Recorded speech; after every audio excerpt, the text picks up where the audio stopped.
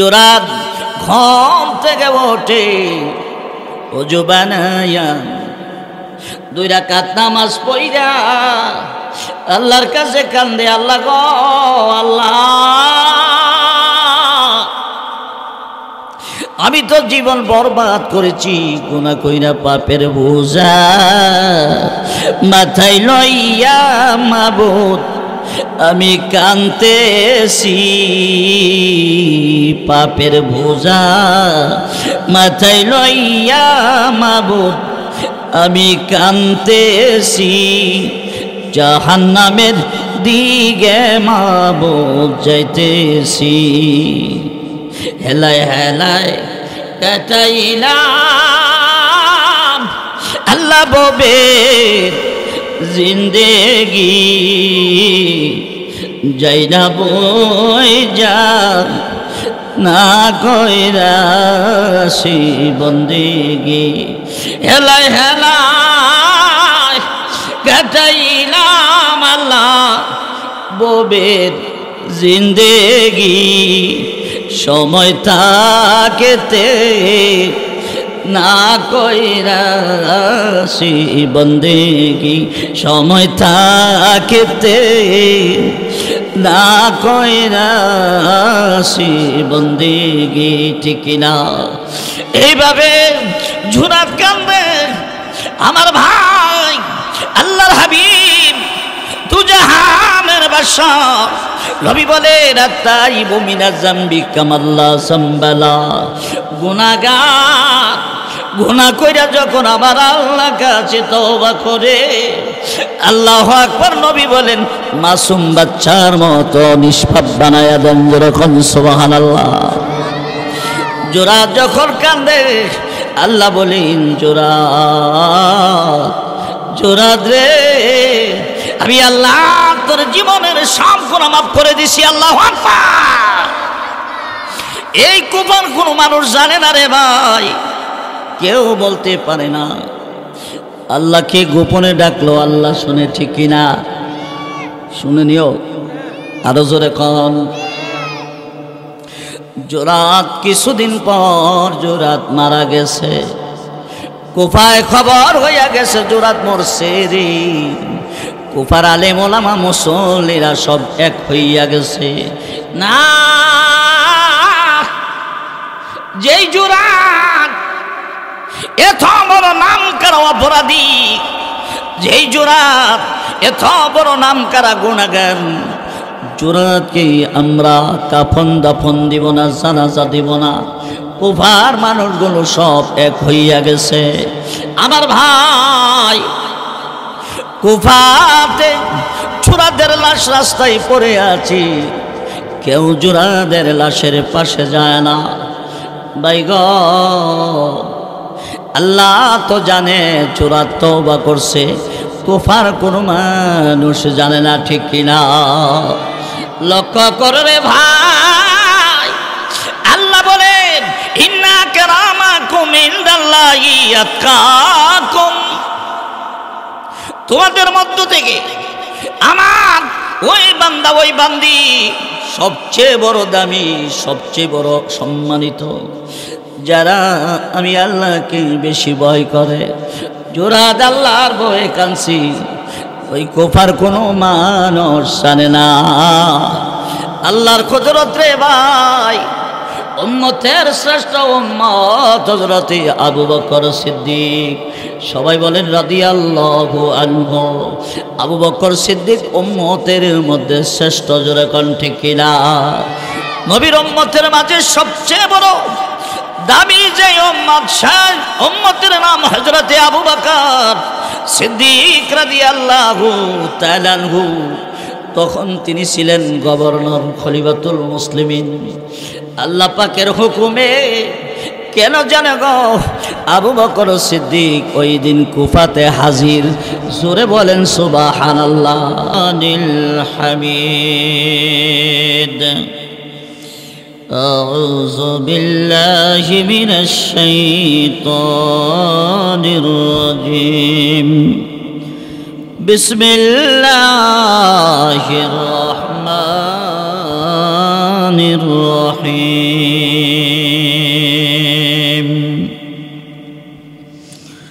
يا أيها الذين آمنوا اتقوا الله ولتنظر نفس ما قدمت لغد واتقوا الله إن الله خبير بما تعملون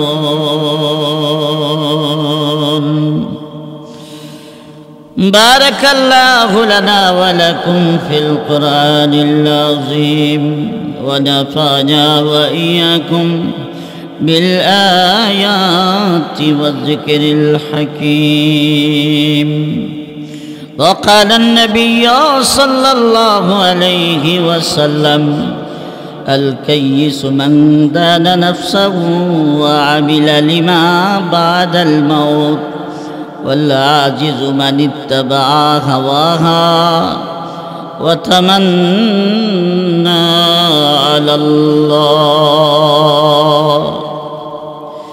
أو كما قال عليه الصلاة والسلام اللهم صل على محمد وعلى آل محمد كما صليت على إبراهيم وعلى آل إبراهيم إنك حميد مجيد بلغ العلا بكماله كشف الدجى بجماله حسنت جميع خصاله صلى عليه قدم میں مصطفیٰ کی غر میرا معذر ہوتا او خاک پاک ہوتی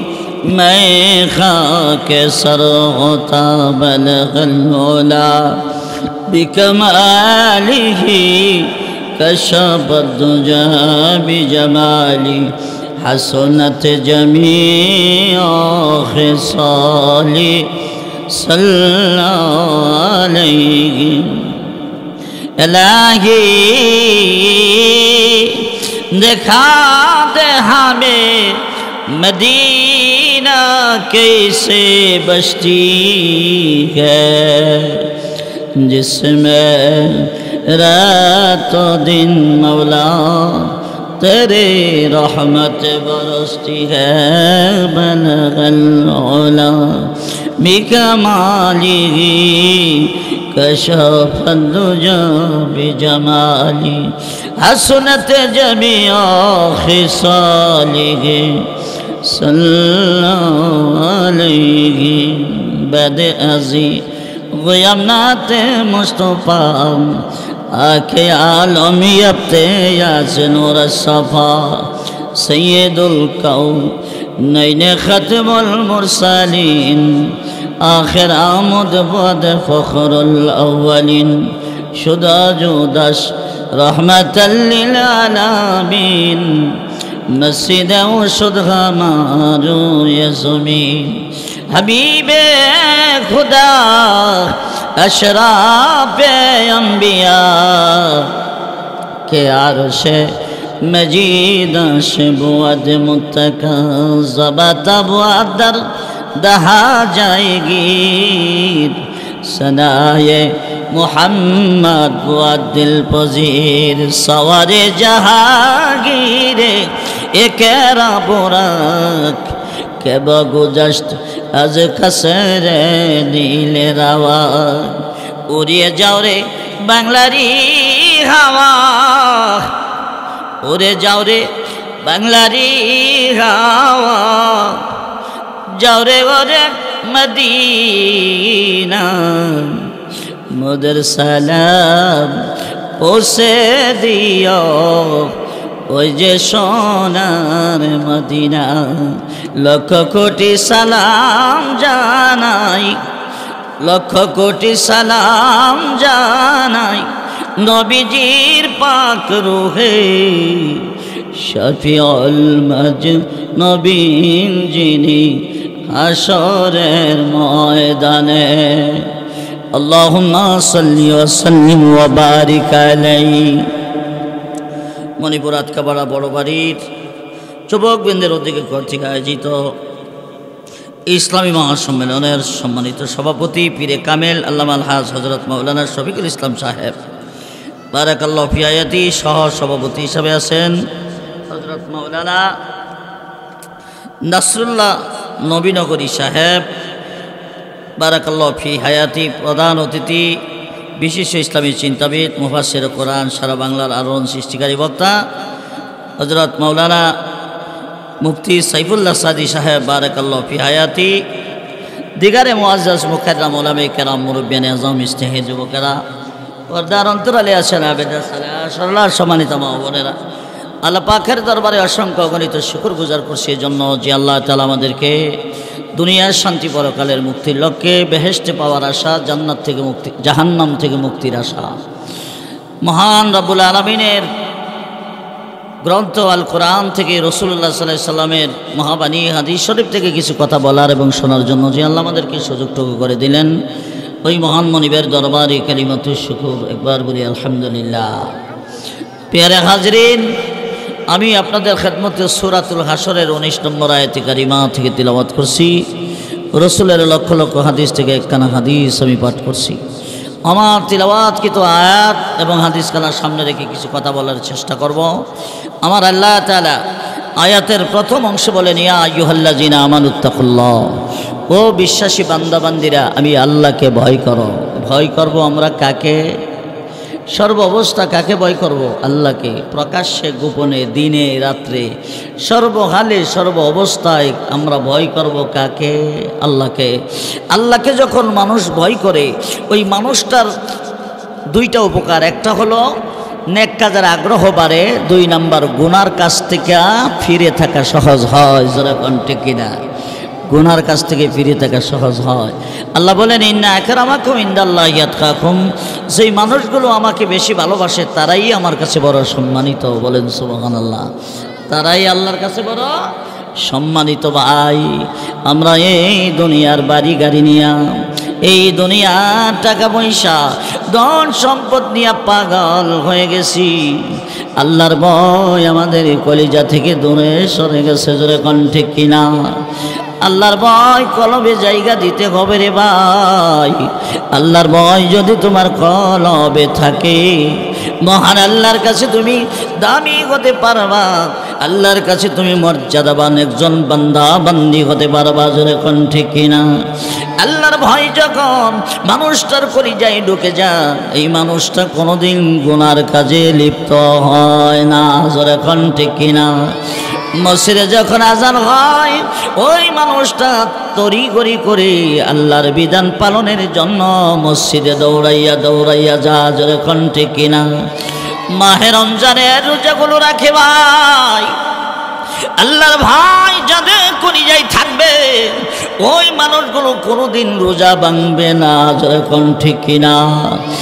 যেই মা বোনদের কলিজায় আল্লাহর ভয় থাকবে, সাজগোজ করে কোনোদিন রাস্তায় বের হবে না। জোরে বলেন ঠিক কিনা?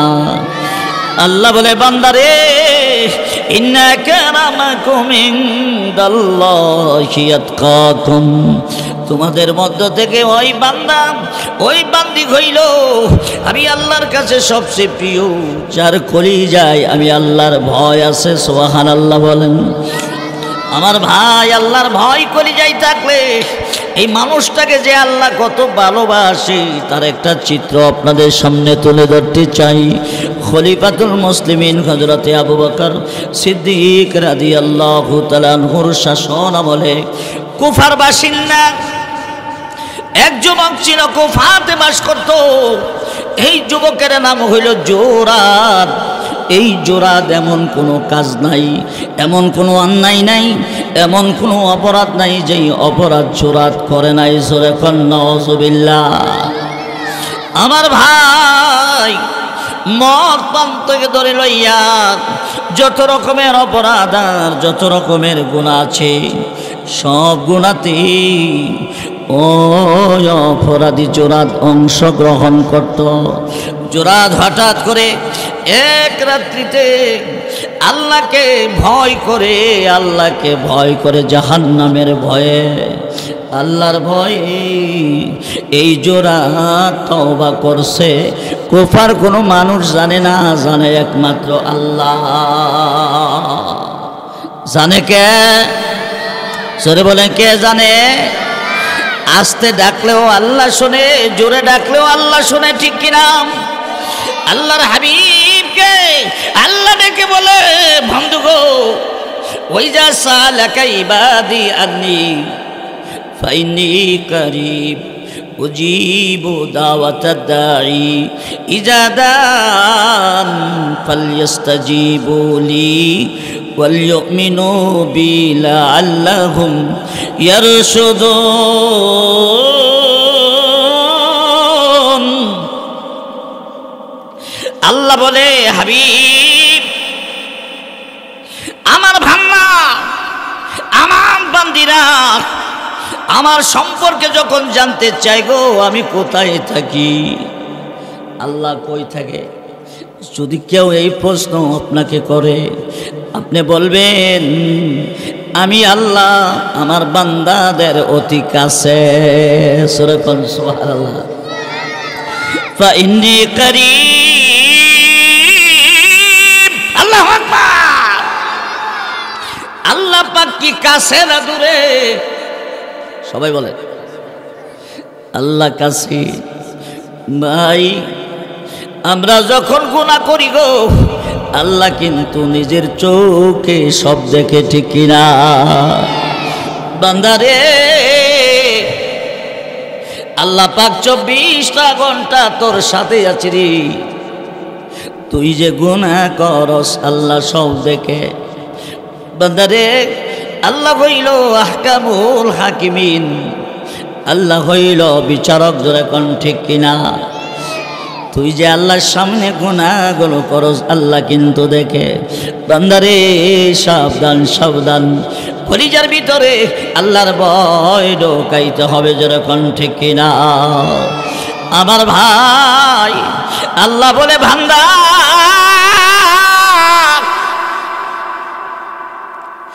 তোমাদের মধ্য থেকে ওই বান্দা, ওই বান্দি আমি আল্লাহর কাছে প্রিয়, আমি আল্লাহর কাছে দামি, যাদের কলিজায় আমি আল্লাহর ভয় আছে। সুবহানাল্লাহ বলেন।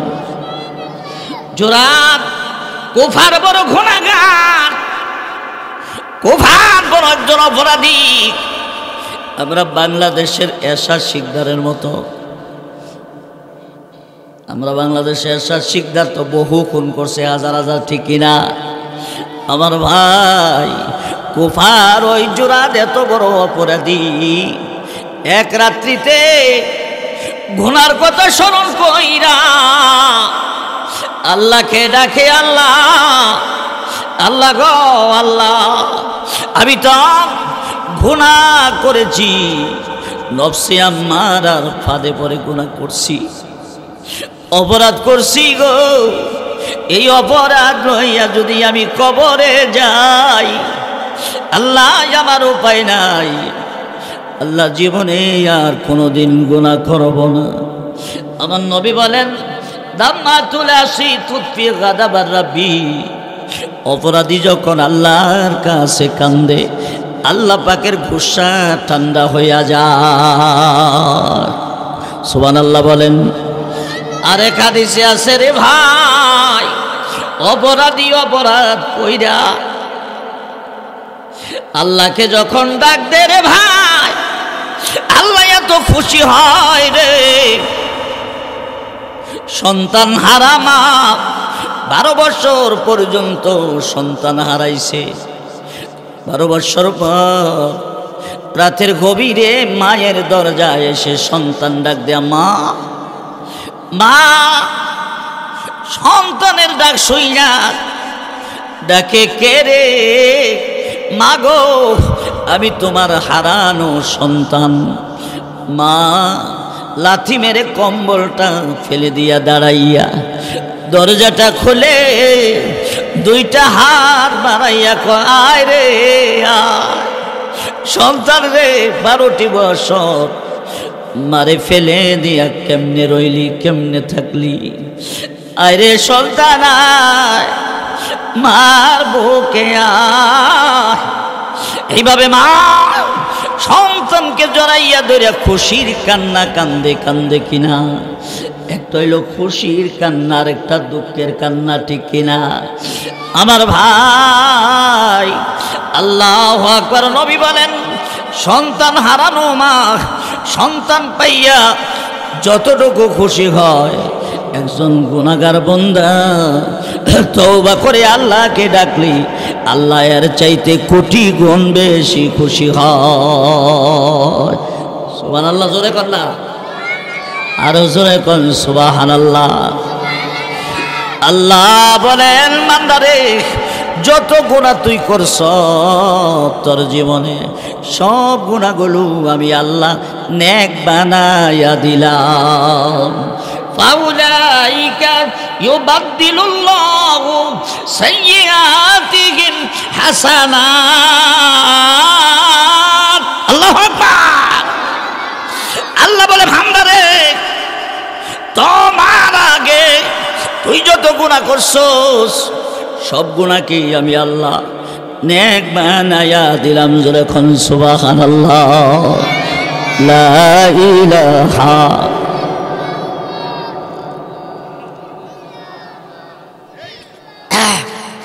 লা ইলাহা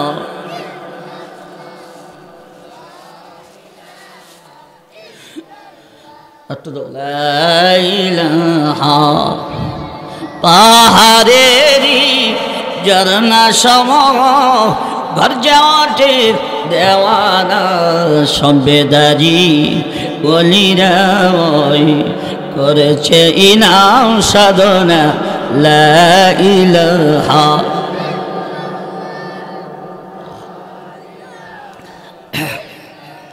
মাশাআল্লাহ। লা ইলাহা ইল্লাল্লাহ।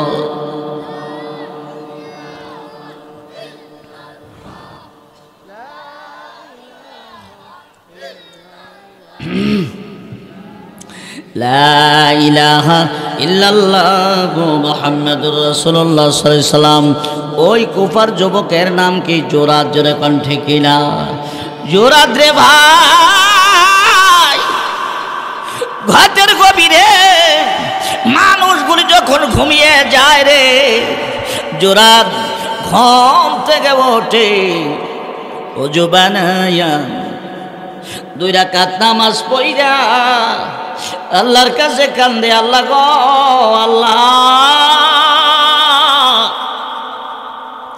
আমি তো জীবন বরবাদ করেছি, গুনাহ কইরা পাপের বোঝা মাথায় লইয়া মাবুদ আমি কাঁদতেছি, পাপের বোঝা মাথায় লইয়া মাবুদ আমি কাঁদতেছি, জাহান্নামের দিকে মাবুদ যাইতেছি। হেলায় হেলায় কাটাইলাম আল্লাহ ববের জিন্দেগি, যাই না বই যা না কইরাছি বন্দেগি।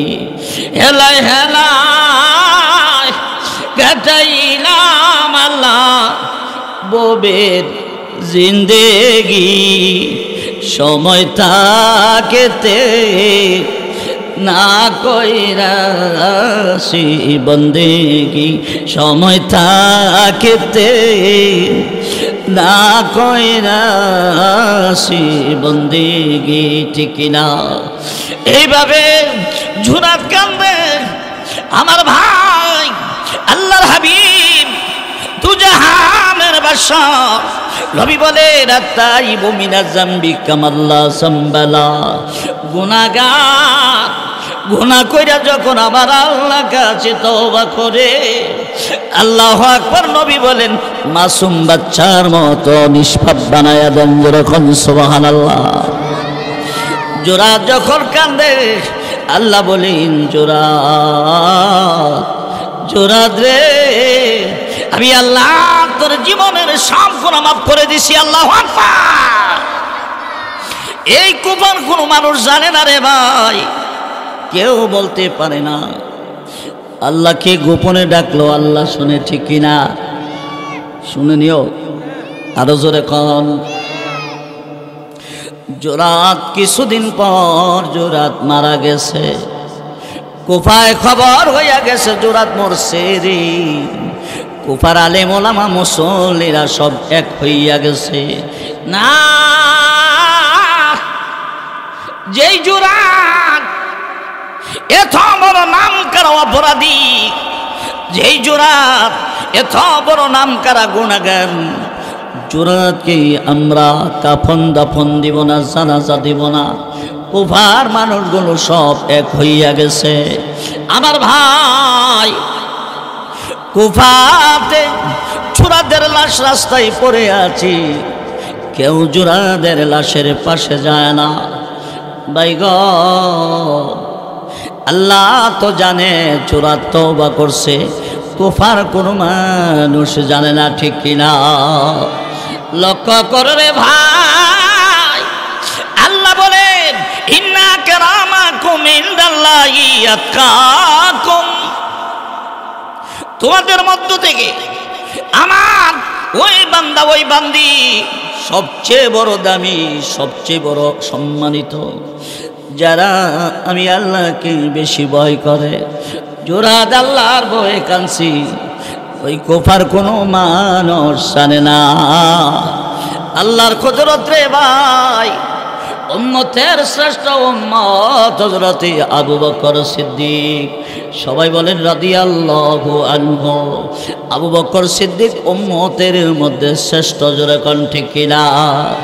নবীর উম্মতের মাঝে সবচেয়ে বড় দামি যে উম্মত, সেই উম্মতের নাম হযরত আবু বকর সিদ্দিক রাদিয়াল্লাহু তাআলা আনহু। তখন তিনি ছিলেন গভর্নর, খলিফাতুল মুসলিমিন। আল্লাহ পাকের হুকুমে কেন জানে গো, আবু বকর সিদ্দিক ওই দিন কুফাতে হাজির। জোরে বলেন সুবহানাল্লাহ, জোরে বলেন আল্লাহু আকবার। এই পাঠাইবার ব্যবস্থা কে করলেন? জোরে এখন, আরো জোরে, আরো জোরে। আল্লাহ তো জোরাতে মাফ কইরা দিছে, দুনিয়ার কেউ জানে না রে, দুনিয়ার কেউ জানে না। আমার ভাই আবু বকর সিদ্দিক রাদিয়াল্লাহু তাআলা আনহু যাইয়া দেখি জোরাদের লাশ পড়ে আছে। মানুষকে জিজ্ঞেস করে এই লাশটা কার? হুজুর, জোরাত বলে একজন কুখ্যাত অপরাধীর নাম। আবু বকর সিদ্দিক বলেন, এক কুফার মানুষ সারা রে, জোরাত মুসলমান কিনা? বলে হ্যাঁ মুসলমান। মুসলমান যদি হইয়া থাকে, গুনাহগার হইলেও জানাজা নামাজ পাও না, জোরে কোন ঠিক কিনা? কি বলেন? গুনাহগার জানাজা নামাজ পাও না কিনা? বেনমাজি হলেও জানাজা দিতে হবে, ঠিক কিনা? সুদখোর হলেও জানাজা দিতে হবে, ঘুষখোর হলেও জানাজা দিতে হবে, যেহেতু সে মুসলমান, জোরে কোন ঠিক কিনা? আমার ভাই হযরতে আমিরুল মুমিনিন ওমর ডেকে বলে, কুফার মানুষেরা রে, এই জোরাদের লাশটাকে গোসল করাও। সুবহানাল্লাহ বলেন। কাফনের ব্যবস্থা করো, কবর খনন করো, আমি আবু বকর ইমাম হইয়া নামাজ পড়াইব। সুবহানাল্লাহ বলবেন না? আমি ইমাম হইয়া নামাজ পড়াবো। হযরত আবু বকর সিদ্দিক যদি কো আমি ইমাম, তাইলে যেই কুফার মানুষগুলি ছিল তারা নামাজ পড়বে কি পড়বে না? আরে কথা কান্না করে, পড়বে কি পড়বে না? সবাই হাজার হাজার মানুষ খবর পাইছে আমিরুল মুমিনিন হযরতে আবু বকর সিদ্দিক রাদিয়াল্লাহু তাআলা আনহু জুরাদের নামাজের ইমামতি করবেন। কুফার হাজার হাজার মানুষ হাজির, সুবহানাল্লাহ কইতেন না? এতক্ষণ তার জানাজা দেওই না নাই, আর এখন হাজার হাজার মানুষ হাজির। এই ব্যবস্থা করাইলেন কে? অমরপুরের যুবকরা কে? আল্লাহ। জোরে বলেন আল্লাহ।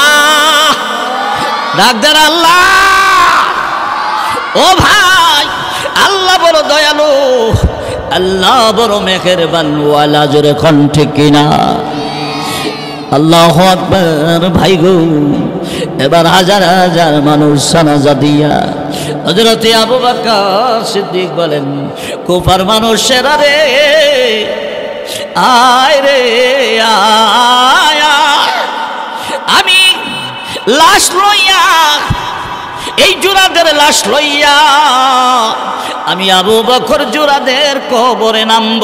জোরে বলেন আল্লাহু আকবার। বাম্পার কি থাকো বরখুজুর রহমতুল্লাহ আলাই যদি আপনাদের মণিপুরের একটা সাধারণ মানুষের লাশটা লইয়া কবরে নামে, এটা আশ্চর্যের কথা কিনা? আরে কথা কয় না কে? আশ্চর্যের কথা কিনা? আমার ভাই, কবরে লাশ রেখে দাফন করে দেয়। এমন সময় বৃদ্ধ একজন মহিলা কাঁপতে কাঁপতে কানতে কানতে আমিরুল মুমিনিন আবু বকরের সামনে হাজির। আয়েশা বলেন, আমিরুল মুমিনিন, আমি জোরাদের দক্ষিণী মা। সুবহানাল্লাহ।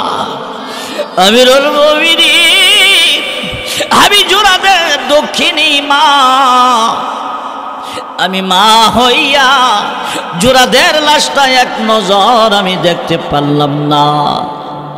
কুফার মানুষ আমার জোরাতকে বয়কট করছে, জানাজা দিবে না, কাফন পরাবে না, লাশ ফেলে রাখছে। আমি ডরে, আমি ভয়ে সন্তানের কাছে আই না।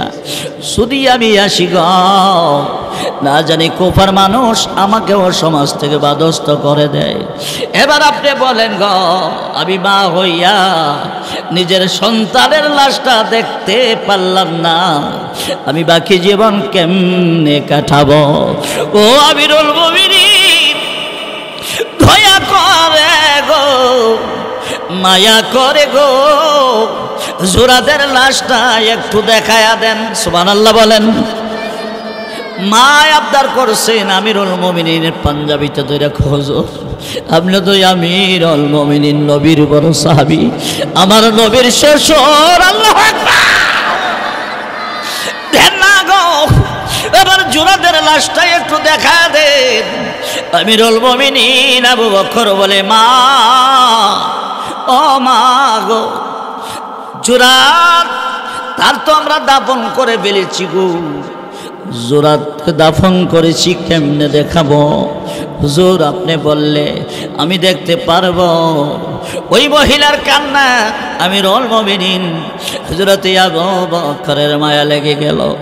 ডাক দিল, কুফার মানুষেরা রে, জোরাদের লাশটা একটু দেখায়া দে, মার কান্না সতে পারি না। সুবহানাল্লাহ। মাথার কাছ দিয়া রে ভাই মাটিটা সরাইয়া জোরাদের লাশটা দেখাবার জন্যে মাটি সরাইলেন। সরাইয়া দেখে রে ভাই, জোরাদের কবর থেকে মেশকে আম্বরের গ্রান আসতেছে। আর জোরে কোন সুবহানাল্লাহ। আর জোরাদের চেহারাটা পূর্ণিমা চাঁদের মতো সুন্দর। কোতেন না সুবহানাল্লাহ? আরো জোরে ডাকিয়া দিলেন। আমিরুল মুমিনিন বুঝতে পারছেন জোরাত তো জান্নাতি। জোরে কোন সুবহানাল্লাহ। জোরাত কি? আমিরুল মুমিনিন ডাকে, ও জোরাদে, ও কুফার ভাইয়েরা রে, নিশ্চয় জোরাত গোপনে গোপনে এমন কোন আমল করত রে, সেই আমলে জাননি। আমিরুল মুমিনিন হযরত আবু বকর মানুষের কাছে কাছে যাইয়া জানতে চায়, কেউ ভালো রিপোর্ট দেয় না। এই দুঃখ লইয়া আমিরুল মুমিনিন মদিনাতে চলে গেলেন। রাতে যখন ঘুমাইছেন আমিরুল মুমিনিন হযরতে আবু বকর সিদ্দিক রাদিয়াল্লাহু তাআলা আনহু নবীজিকে স্বপ্নে দেখলেন। সুবহানাল্লাহ। যখন কারে স্বপ্নে দেখছে? নবীজিকে। নবীজির সাথে সাহাবায়ে কেরাম যারা মারা গেছেন তারা বসা, নবীর পাশে জোড়া বসা। জোরে বলেন সুবহানাল্লাহ। তার পজিশন আগাইছে না পিছাইছে? যেরকম নবীর সাথে সাহাবায়ে কেরামের মজলিসে বসা। আমার নবী স্বপ্নের মাধ্যমে আবু বকর সিদ্দিককে বলে, আবু বকর তুমি কুবাতে আমার জোড়াদের কাফন দাফনের ব্যবস্থা করাইছ, জানাজা দিছ। হে আবু বকর, কুফার মানুষের ধারে ধারে তুমি গেছ, কুফার ভালো আমলের রিপোর্টের জন্য কেউ ভালো রিপোর্ট দেয় নাই। সুবহানাল্লাহ বলে। নবী বলতেছে, এ আবু বকর আমার কাছ থেকে জোড়াদের ভালো রিপোর্ট নাও গো। কুফার মানুষ জানে না, কুফার মানুষ জানে না, আমার কাছ থেকে রিপোর্ট নাও। জোড়াত মরার আগে আমার আল্লাহর কাছে তওবা করছি, কুফার কোনো মানুষ জানে না, জানে না। এই কারণে আল্লাহ চোরাদের পিছিলা জিন্দেগির গুনাহ মাফ কইরা দিছে। জোরে জোরে বলেন সুবহানাল্লাহ। জোরে বলেন আল্লাহু আকবার। একটু জিকির লা ইলাহা ইল্লাল্লাহ।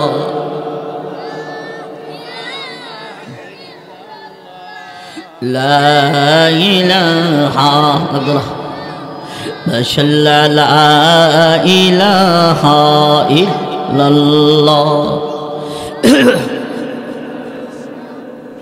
বেলাল বলে আল্লাহ আল্লাহ, উমাইয়া বলে বারাউ জালা, আমার আল্লাহ বলে ও জিবরাইল জান্নাতের খোলো তালা, লা ইলাহা ইল্লাল্লাহ, লা ইলাহা, লা ইলাহা ইল্লাল্লাহু মুহাম্মাদুর রাসূলুল্লাহ সাল্লাল্লাহু আলাইহি ওয়াসাল্লাম। ভাই আমার তিলাওয়াত কি তো আয়াতে আল্লাহ বলেন, ইয়া আইয়ুহাল্লাযীনা আমানুত্তাকুল্লাহ ওয়াল তানজুর নাফসুম মা কাদ্দামাত লিগাদ ওয়াত্তাকুল্লাহ ইন্নাল্লাহা খাবীরুম বিমা তা'মালুন। আল্লাহ বলে, ইমানদারের দল আমি আল্লাহকে ভয় করো। 2 নাম্বার, নিজে নিজে চিন্তা করো, দেখো কবরের সামান কবরে কি পাঠাইছ। আমরা কি চিরকাল থাকতে পারবো? আরে কথা কর না, আমরা কি চিরকাল এই দুনিয়ায় থাকবো? এই দুনিয়ার ছেলের মহব্বত, স্ত্রীর পুত্রের মহব্বত, দৌলতের মহব্বত, সব কিছুর মায়া ছেড়ে দিয়া আমাদের কবরে চলে যেতে হবে। যেরকম ঠিক কিনা? আল্লাহ বলে, বান্দা একটু নিজে নিজে চিন্তা করে দেখো রে, কবরের সামানের জন্য তুমি কি সামান কবরে পাঠাইছ। যেরকম সুবহানাল্লাহ। ও ভাই, আমাদের কবরে যাওয়া লাগবে কিনা? কবরের সামান জোগাড় করতে হবে। বাদশাহ হারুনুর রশিদের দরবারে একটা পাগল আসতো, ফকির আসতো। ফকির এই সাধারণ ফকির না, ফকির লিখতে 4টা অক্ষর লাগে। কয়টা? সূরা বলেন কয়টা? ফকির, ফা কাফ ইয়েরা, ফকির। এই 4টা হরফের ব্যাখ্যা শামসুল হক ফরিদপুরি রহমাতুল্লাহ আলাইহি তার নকতা বয়ান করছেন। এই ফকির লিখতে 4টা অক্ষর লাগে। এই 4টা অক্ষরই ফকিরের সংজ্ঞা পাওয়া যায়। ফকির কারা? এই 4 অক্ষর বিশ্লেষণ করলে পাওয়া যায়। জোরে কোন সুবহানাল্লাহ। 1 নাম্বার ফা, ফকির লিখতে 1 নাম্বার লাগে ফা। ফা দিয়ে ফেকরে ফাঁকা। এর অর্থ হলো ফকির সবসময়, ফকির বেশি বেশি অনাহার থাকে, যখন ঠিক কিনা। এর অর্থ হলো যারা ফকির হয়েছে, যারা আল্লাহর পাগল হয়েছে, তারা বেশি বেশি নফল রোজা রাখে। 2 নম্বর কাপ, কাপ দিয়া কানাত। ফকির অল্প খা অল্প ঘুমা, সুবহানাল্লাহ বলেন। ফকির অল্প খাবে, ফকির অল্প ঘুমাবে, সারা রাত্র ভর ফকির আল্লাহর ইবাদত করবে, সুবহানাল্লাহ। তারপরে ইয়া দে খোদা, 24 ঘন্টা ফকির আল্লাহর ইয়াদ করে, আল্লাহর জিকির করে, যখন সুবহানাল্লাহ। রাজিয়া রেজামন্দি, ফকির সবসময় আল্লাহকে খুশি করতে চেষ্টা করে, যখন ঠিক কিনা। আমরা দেশের যে ফকির আছে, এইগুলি ফকির না, এইগুলি বন্ড। সারাদিন ওই খা, নামাজের খবর নাই, রোজার খবর নাই, জিকিরের খবর নাই, পাক পবিত্রর খবর নাই, যখন ঠিক কিনা। জোরে বলেন ঠিক কিনা। ওই বাহলুল, ফকির বাহলুল, পাগলা বাহলুল বাদশাহ হারুনুর রশিদের কাছে আসা যাওয়া করত।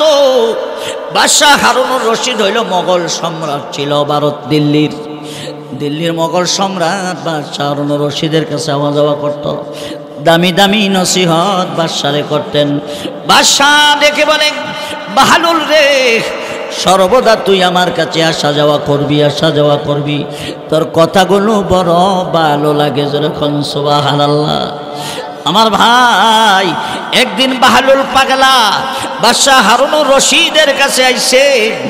আসার পরে অনেক কথাবার্তা হইল, আলাপ আলোচনা হইল।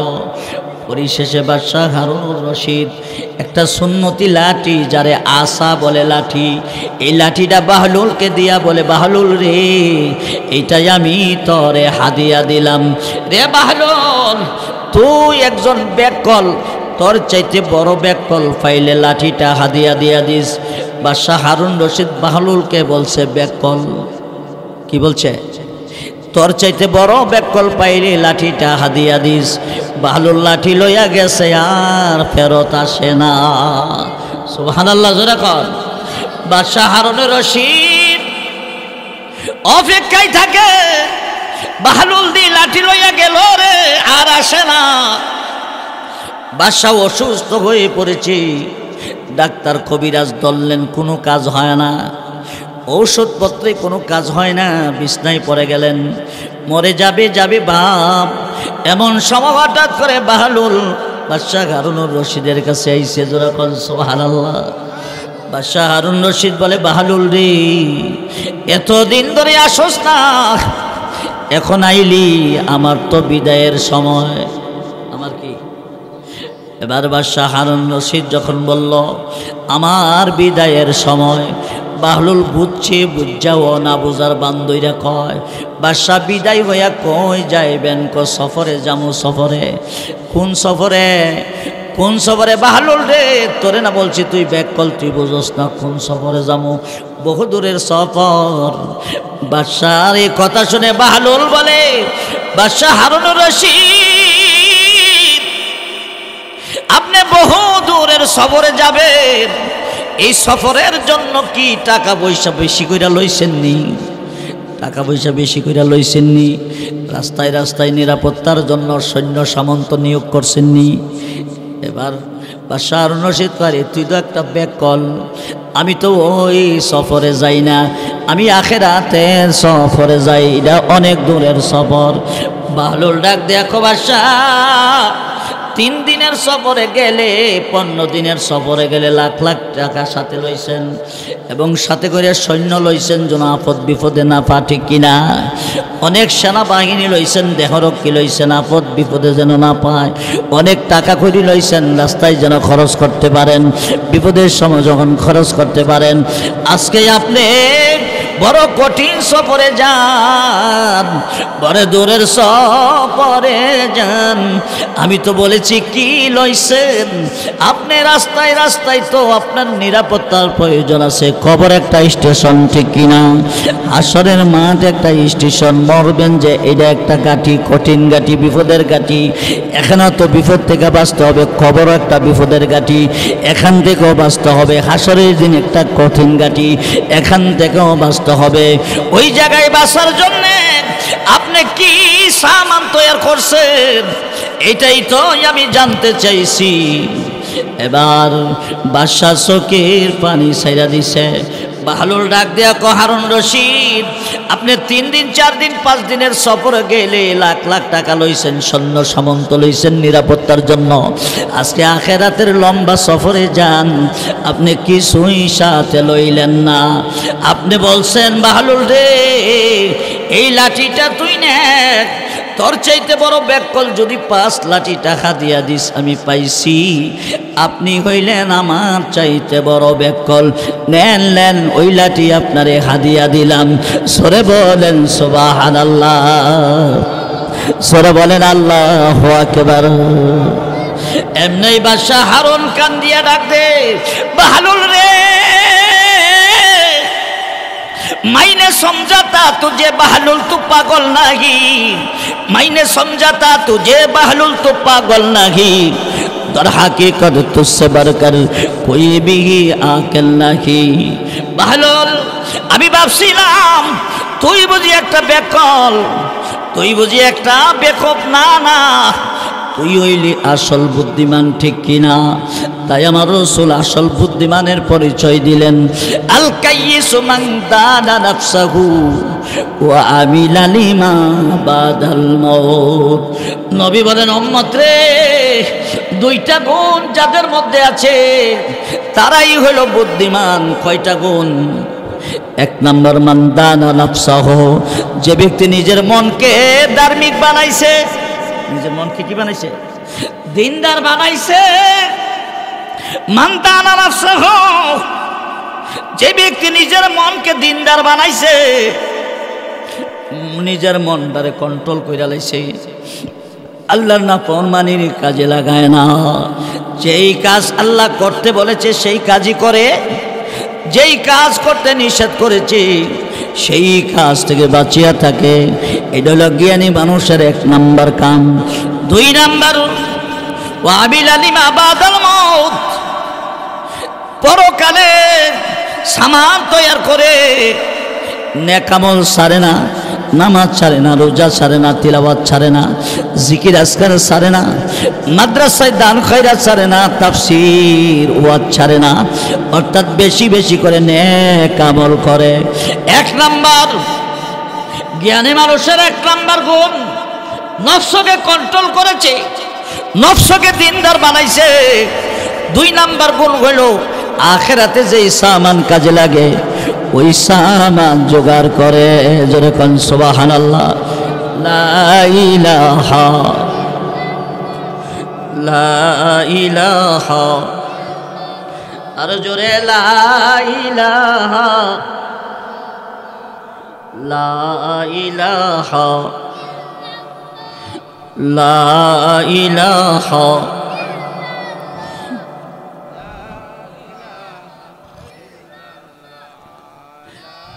এই মনীষ সাহেব আসছে, ওনাদের নিয়ে আসেন।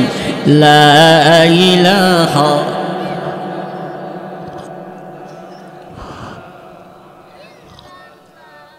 লা ইলাহা ইল্লাল্লাহ লা ইলাহা ইল্লাল্লাহ মুহাম্মাদুর রাসূলুল্লাহ সাল্লাল্লাহু আলাইহি ওয়াসাল্লাম। ভাই দুনিয়ার জন্য পাগল হয়ে আখিরাত শেষ করে দিছি, ঠিক কিনা? আমার ভাই আল্লামা জাকারিয়া রহমাতুল্লাহ আলাইহি লেখেন, ফ্রান্সে একজন জমিদার ছিল, মার্সিডিজ গাড়ি নিয়া স্ত্রী পুত্র নাতি নাতনি নিয়া ভ্রমণে বের হয়েছে। হঠাৎ করে একজন যুবক রাস্তায় দাঁড়াইয়া ডাক দে, গাড়ি থামাও, গাড়ি থামাও, আমাকে নিয়ে যাও। এবার জমিদার ডাক দে, থামানো যাবে না, গাড়িতে জায়গা নাই। এবার যুবক বলেন না, থামান, থামাইয়া আমার এই গাড়িতে উঠান, আপনার উপকার হবে। এবার জমিদার ডাক দে, ড্রাইভার রে। যুবক বলছে আমার বলে উপকার হবে, তারে নিলে কি উপকার একটু জান্না লই। এবার গাড়ি থামাইছে, বাবা কি উপকার? বলে আমার নাম হইল টাকা, আমি টাকা, আমার গাড়িতে উঠান, টাকার দরকার আসেনি, আপনারা কি বলেন? এবার স্ত্রীকে সরাইয়া টাকাকে কাছে বসাইল, তাহলে বোঝা গেল স্ত্রী পুত্রর চাইতে মহব্বত হইল টাকাটি কিনা। আমার ভাই আবার গাড়ি চালাইছে, একটু দূরে গেছে, আরেকজন যুবক ডাক দে, গাড়ি থামাও। দেখে বলে তুই কে রে? আমার গাড়িতে জায়গা নাই। বলে থামাও, আমি হইলাম রিয়াল। আমি কি? রিয়ালের কথা শুনে করে, রিয়ালের তো দরকার। একটু সরাইয়া রিয়ালকে নিয়ে কাছে বসাইছি, আবার গাড়ি ছেড়ে দিছে, ডাক দিল, গাড়ি থামাও। কে রে তুমি? আমি হইলাম ডলার। আমি কি? আরে ডলার তো, আরে দামি ডলার দরকার, গাড়ি তো উঠাইছে, গাড়ি ছেড়ে দিছে রে ভাই। আরেকজন যুবক ডাকে, গাড়ি থামাও, গাড়িতে জায়গা নাই, না কাজে লাগবে, আমাকে নাও, কাজে লাগবে। তুমি কে? বলে আমি হইলাম ইরো। আমি কি? আর এটা দিয়ে আরো দামি ইরোরে গাড়ি বসাইছে। একটু পরে রে ভাই গাড়ি যখন ছেড়ে দিলে, আবার আরেকজন যুবক ডাক দিল, থামাও, গাড়ি থামাও, আমাকে নিয়ে যাও। গাড়ি থামাইলেন, তুমি কে? বলে আমি হইলাম ফাউন। ওরে বাবা, এটা দিতে আমি গাড়িতে আগে জায়গা নাই, টাকার কথা কইলে জায়গা আছে, যেরকম ঠিক কিনা?